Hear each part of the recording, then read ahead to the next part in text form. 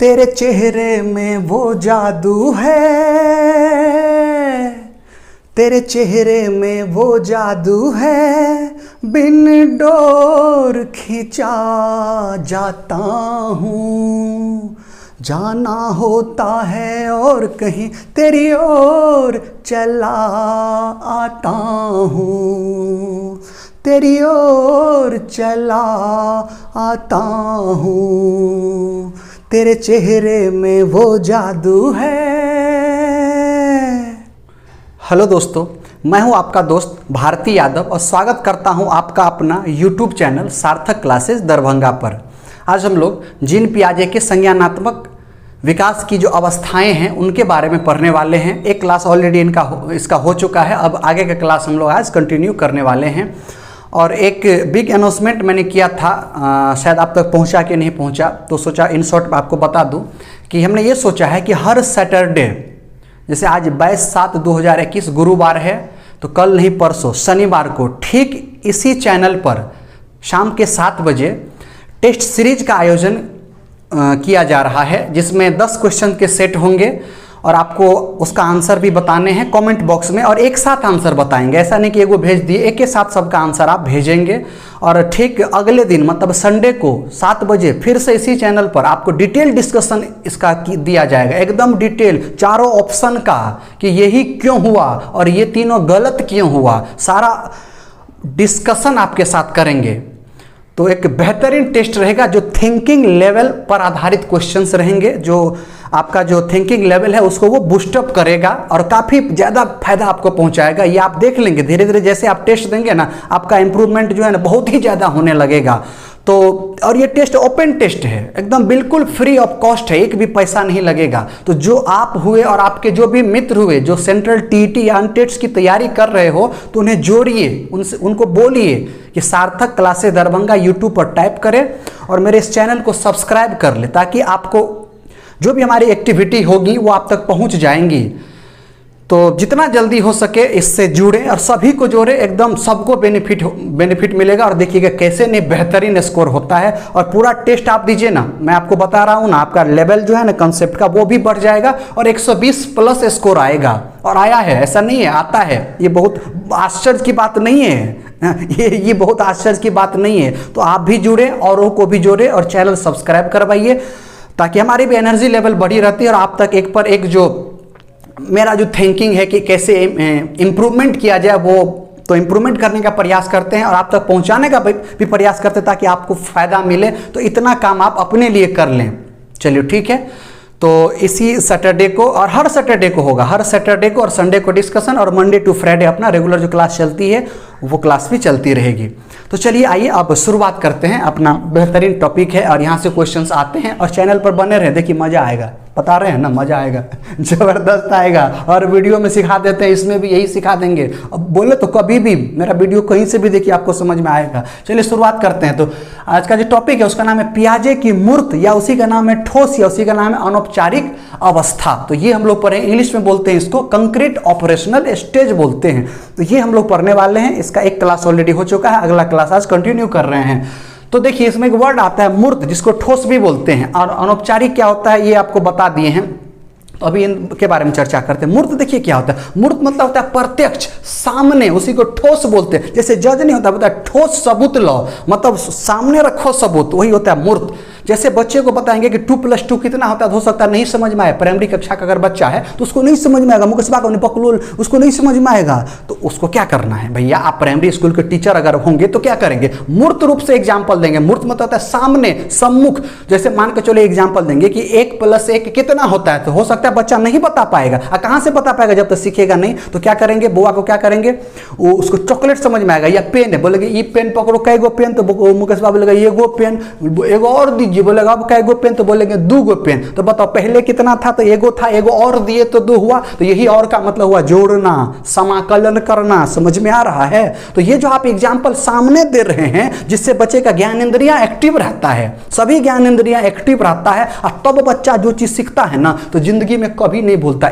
सुन बताते, अगर आप ही को बोलेंगे कि 1 में 2 जोड़ो कितना होगा, तो तुरंत बिना सोचे बता दीजिएगा कि 3 होगा। लेकिन बोलेंगे बता ये 2,04,93 में 56,400 479 जोड़े तो कितना होगा, बोलेंगे थोड़ा सा टाइम दीजिए। तो ये जो टाइम देंगे, जानते हैं इस पर आपने रिविजन नहीं किया था।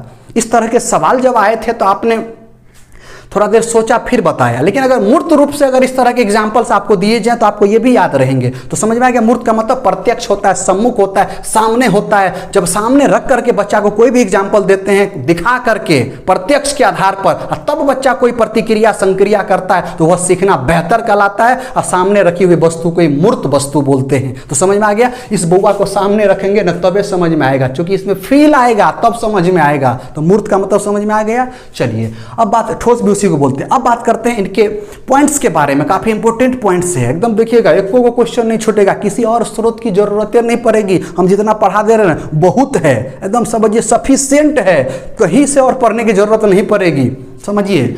चलिए तो पहला पॉइंट इसका क्या है जानते हैं, कि इसकी उम्र की बात करते हैं, अवधि की बात करते हैं। इसकी जो अवधि होती है ना वो 7 से 11 वर्ष की, 7 से 11 वर्ष के बीच का जो बच्चा रहेगा उसी को बोलेंगे मूर्त संक्रियात्मक बच्चा। समझ में आ रहा है, मूर्त संक्रियात्मक बच्चा या ठोस संक्रियात्मक बच्चा या अनौपचारिक संक्रियात्मक वाला बच्चा बोलेंगे। ठीक है, तो कितना उम्र होगा, 7 से 11, एकदम दिमाग में सेट कर लीजिए, वही वाला उम्र है। तो चलिए अगली बात करते हैं कि बउआ अब कहाँ है। 7 साल का हो गया तो बउआ कहाँ मिलेगा, 10 बजे से लेकर के 4 बजे तक मान लो स्कूल में। तो कहाँ बोलेंगे, स्कूल में। बउआ स्कूल जाएगा, बक्स से कंधा पे बक्सा टांग लेगा, ऐसे ऐसे ऐसे करके बच्चा झूलते झूलते स्कूल जाएगा। चूंकि अब विद्यालय 6वें साल में प्रवेश कर लेता है विद्यालय में, तो बच्चा अभी स्कूल में है। तो स्कूल में है तो क्या होगा, बहुत सारे दोस्त बनेंगे, दोस्तिनी भी बनेगी, बहुत सारी बनेंगी, टीचर लोग भी होंगे और सारे लोग भी होंगे। तो सभी से बच्चे की मुलाकात होगी, जान पहचान होगी।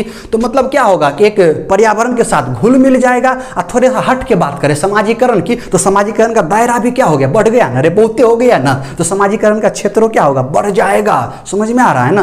तो यही है, बच्चा कहाँ अध्ययन करता होगा, तो प्राइमरी स्कूल में, प्राथमिक कक्षा में बउआ अभी मुकेशवा पढ़ रहा होगा। एकदम क्लियर हो रहा है ना। चलिए अगली बात करते हैं कि मानसिक विकास की बात करते हैं, कि 7 से 11 साल में, जिसको मूर्त बोलते हैं, इसमें मानसिक विकास के बारे में बात करते। जानते हैं यह मानसिक विकास के लिए यह बहुत ही ज्यादा इंपॉर्टेंट अवस्था है, बहुत ही ज्यादा। जानते हैं इसमें हम आप जो सिखाएंगे ना बच्चे को वो सीखेगा। अगर बात करें व्यवहारिक ज्ञान की, तो जो हम आप व्यवहारिक ज्ञान देंगे ना, जब बूढ़े होंगे 60 साल में लाठी पकड़ करके चलेंगे, तो वही व्यवहारिक ज्ञान हमारा दिया हुआ हमें वापस मिलेगा रिस्पेक्ट के रूप में अगर दिए रहेंगे। तो व्यवहारिक ज्ञान भी यहाँ पर बेहतर होना चाहिए।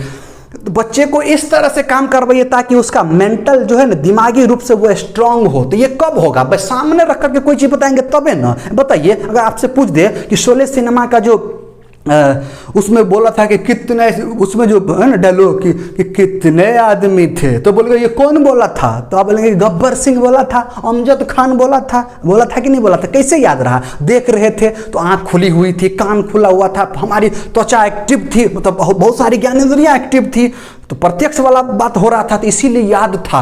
तो यहाँ पर क्या होगी, बातें तो प्रत्यक्ष होगी, तो मानसिक क्रियाएं भी प्रत्यक्ष रूप में करेगा, तो मानसिक विकास भी तो बहुत ज्यादा होगा ना। सामने देख करके बच्चा बहुत कुछ सीखेगा। तो मानसिक विकास के लिए ये जो अवस्था है 7 से 11 साल की, उन सभी बच्चों के लिए बहुत ही ज्यादा जरूरी है, बहुत ही ज्यादा इंपॉर्टेंट है, बहुत महत्व रखता है। अतः आप एक अध्यापक हैं या पेरेंट्स हैं तो अपने जब आपके बच्चे इस उम्र में जाएं तो उन पर अधिक ध्यान दें। मानसिक विकास के लिए यह बहुत महत्वपूर्ण संवेदनशील अवस्था होती है, ताकि उसका डेवलपमेंट अच्छे से हो पाए, सही डायरेक्शन मिले, सही गुरुजी मिले, सही पढ़ाने वाला मिले, फटाफट बुआ क्या होगा, सीखेगा। जैसे आप सीटेट का बहुत लड़का एग्जाम देता, फेल कर जाता है, अभी भी बहुत कम रिजल्ट आता, फेल कर जाता है। जानते हैं इसके लिए क्या लग रहा है, आप अकेले जिम्मेदार है नहीं, आपको वो पढ़ाने वाला भी जिम्मेदार है। अगर बातों को ईजी बना करके आपकी अपनी भाषा में अगर आप तक पहुंचाया जाए तो क्या लग रहा है, आप क्वेश्चन छोड़ करके आएंगे, एक भी क्वेश्चन छोड़ करके नहीं आएंगे। समझ में आ रहा है ना। तो किस वे में आपको दिया जा रहा है ये भी मैंने रखता है कि आप कितना ले रहे हैं, सिखाने वाला कैसा।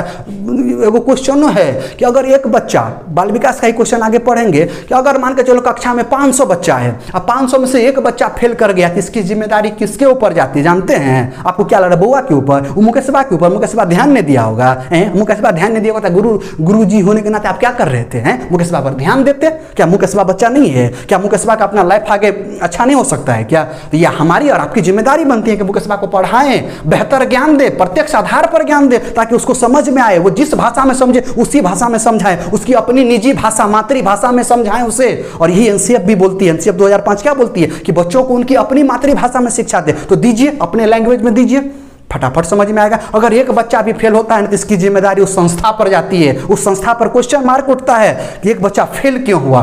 तो ये भी सीटेट का पूछा गया क्वेश्चन है। तो क्या बोले, मानसिक विकास के लिए काफी इंपॉर्टेंट, बहुत इंपॉर्टेंट है, तो आपको ये भी समझ में आ गया होगा। अब बात करते हैं गणितीय अधिगम और सोच की बात करते हैं। अधिगम मतलब करके सीखना, करके सीखना, समझिए।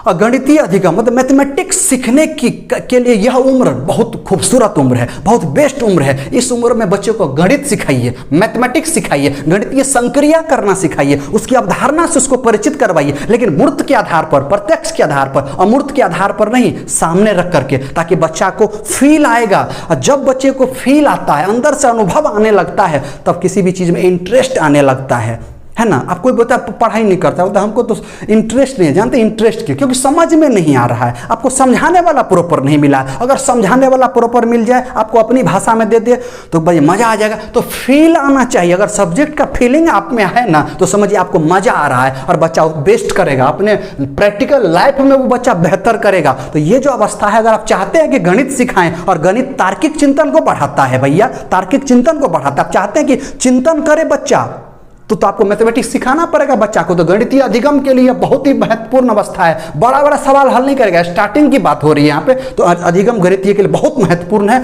और साथ साथ सोच की बात करें तो उसका थिंकिंग लेवल भी बढ़ेगा सवाल के माध्यम से। समझ में आ रहा है? तो चलिए अगली बात करते हैं, चिंतन की बात करते हैं। कैसा चिंतन करता होगा मुकेशबा, कैसे सोचता होगा?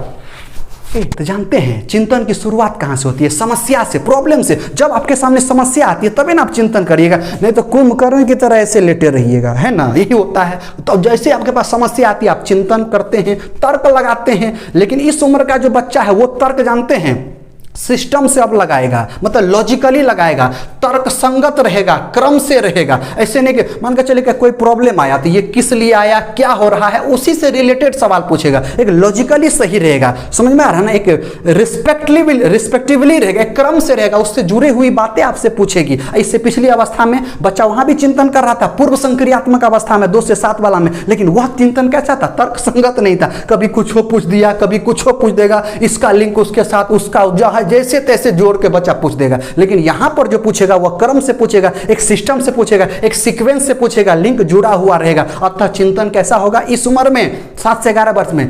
तर्क संगत रहेगा और क्रमबद्ध रहेगा। एकदम ये लॉजिक क्लियर हो गया होगा। चलिए अगली बात करते हैं, पर्यावरण के साथ अनुकूलन। ये पर्यावरण को नहीं जानते हैं? घर परिवार, मम्मी पापा, आस पड़ोस, समाज, ये उसका पर्यावरण हुआ। जैसे ही स्कूल गया, विद्यालय गया, तो पर्यावरण में दोस्त मिल गए, दोस्तिनी मिल गई, उसके बाद गुरुजी मिल गए, और बहुत सारे लोग हो गए। तो किनसे कैसे बात किया जाए, किस लहजे में बात किया जाए, कैसे व्यवहार किया जाए, वो बच्चा आप सीख जाता है। अब वैसे व्यवहार तो घर से ही सिखाता है, कुछ विद्यालय में भी सिखाई जाती है, बहुत सारी बातें विद्यालय में भी सीखी जाती है, जो औपचारिक शिक्षा कहते हैं, तो विद्यालय में भी सीखता है। तो अपने वातावरण के साथ सामंजस्य स्थापित कर लेता है, अनुकूलित हो जाता है। अनुकूलित मतलब क्या होता है? पियाजे के अनुसार कि सिचुएशन के अकॉर्डिंग, परिस्थिति के अकॉर्डिंग अपने आप बच्चा ढल जाता है। और ये जन्मजात प्रवृत्ति होती है, अपने आप, अब कोई जरूरत नहीं है कि सिखाने की, बच्चा खुद ऑटोमेटिक सीख जाता है। ये पियाजे जी का कहना है, समझ में आ रहा है? तो पर्यावरण के साथ घुल मिल जाएगा, अच्छा व्यवहार करेगा, जैसा जो सिचुएशन रहेगा उसके अकॉर्डिंग बच्चा क्रियाकलाप करेगा। तो समझ में आ रहा है,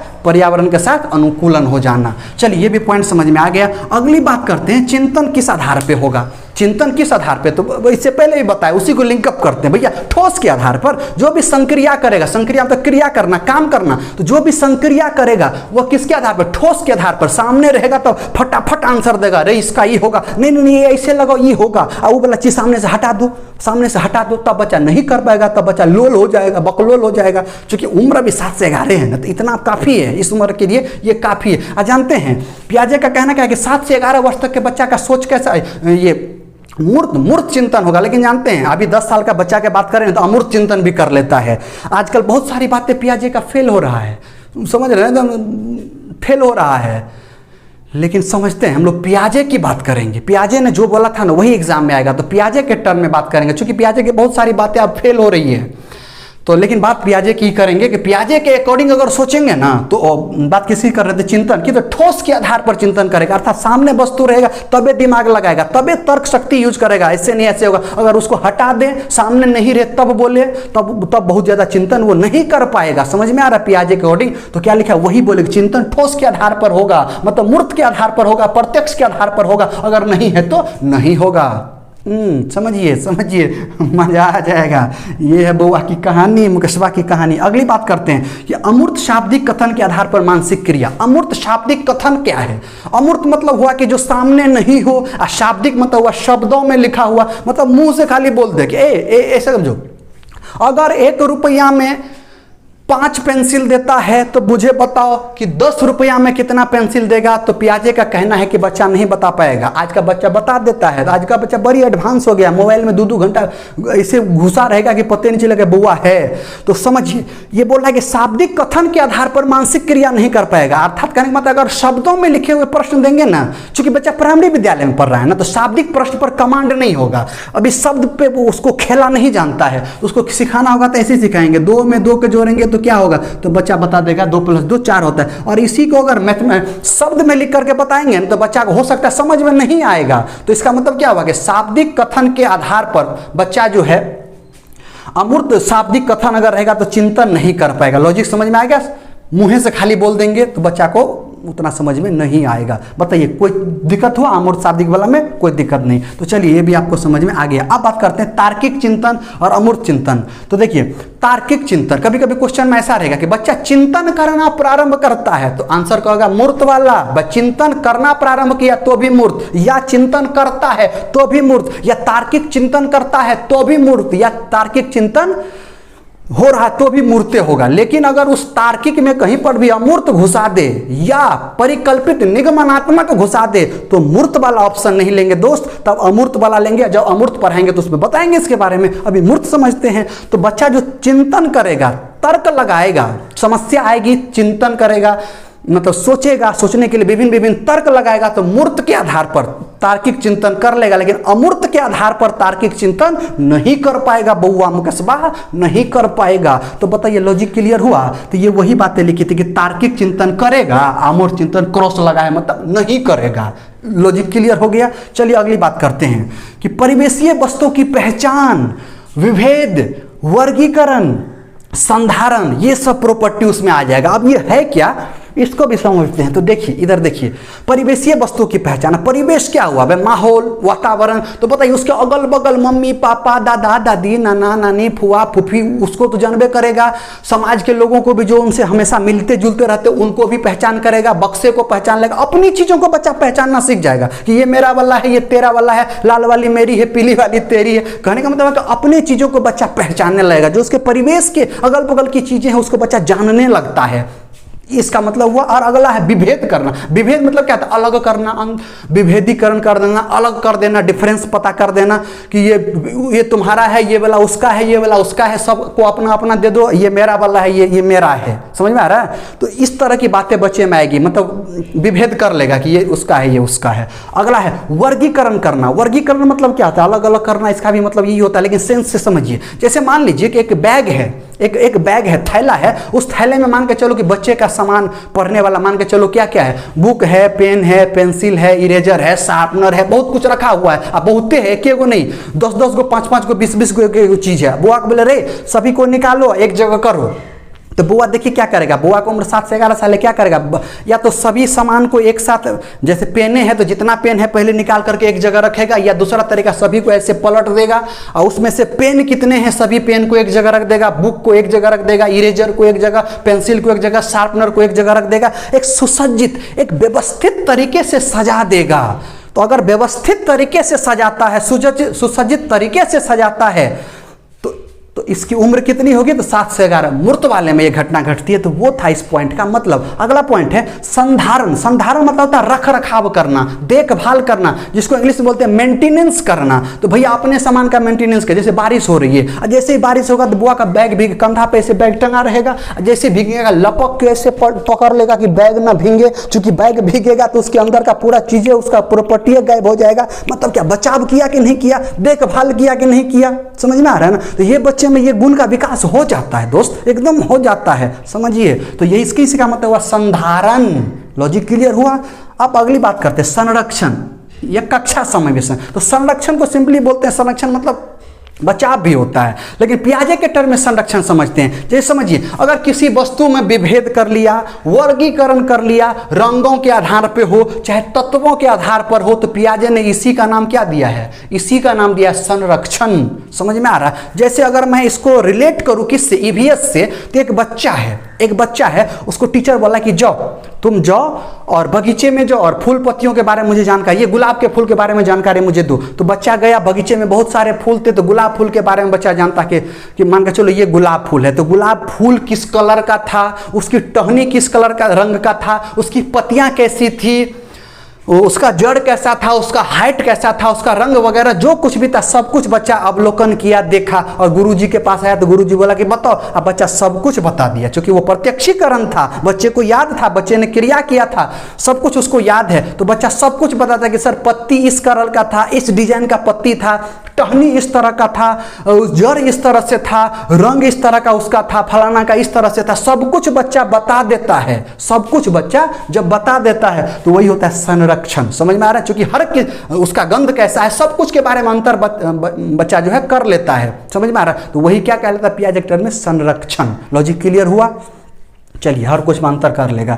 कक्षा समावेशन। पहले समावेशन का मतलब समझिए, वैसे बता दिए, आप वीडियो देख सकते हैं, समावेशन, समायोजन, आत्मसातीकरण सब कुछ है, फिर थोड़ा सा अभी बता देते हैं। समावेशन का मतलब देखिए क्या होता है। समावेशन यहाँ लिखे हैं कि संज्ञानात्मक संरचना में संशोधन। अब संज्ञानात्मक मतलब क्या हुआ, बुद्धि, संरचना मतलब क्या, निर्माण करना, उसमें संशोधन मतलब दिमाग से आप कोई चीज निर्माण किए, कोई कमी रह गई, संशोधित कर लेंगे। तो इसका इसी को क्या बोलेंगे, इसी को बोलेंगे समावेशन। या एक और तरीका है, समझिए ना, कि नई जानकारी के आधार पर नई जानकारी में संशोधन ही समावेशन कहलाता है। जैसे एग्जांपल से समझिए कि कोरोना अभी नई नई बीमारी आई हुई है, चाइना से चू चाची के वुहान शहर से उठ करके आ गया, कि भेज दिया पता नहीं कैसे चाइना वाला। तो वो जो आया है तो एकदम नई बीमारी है, महामारी है, एकदम नई है। तो उस पर वैज्ञानिक लगे दौर पर कि ये है क्या। तो पता चला कि जो यह महामारी एक तरह का वायरस है, तो इससे बचाया कैसे जाए। तो हम तो क्या किया, टीके का आविष्कार किया। आप जैसे कोविशील्ड की मैं बात करूं, कोवैक्सीन किसी की, कोविशील्ड की बात करूं, तो पहला डोज अभी से जनवरी की बात करते हैं, जनवरी 2021 की बात करते हैं, उस समय जिसको जिसको टीका लगा था बोला कि 28 दिन के बाद दूसरा टीका लगेगा। लेकिन अभी क्या है, अभी जो जुलाई चल रहा है, तो जुलाई की, अभी जुलाई में आप लिए होंगे,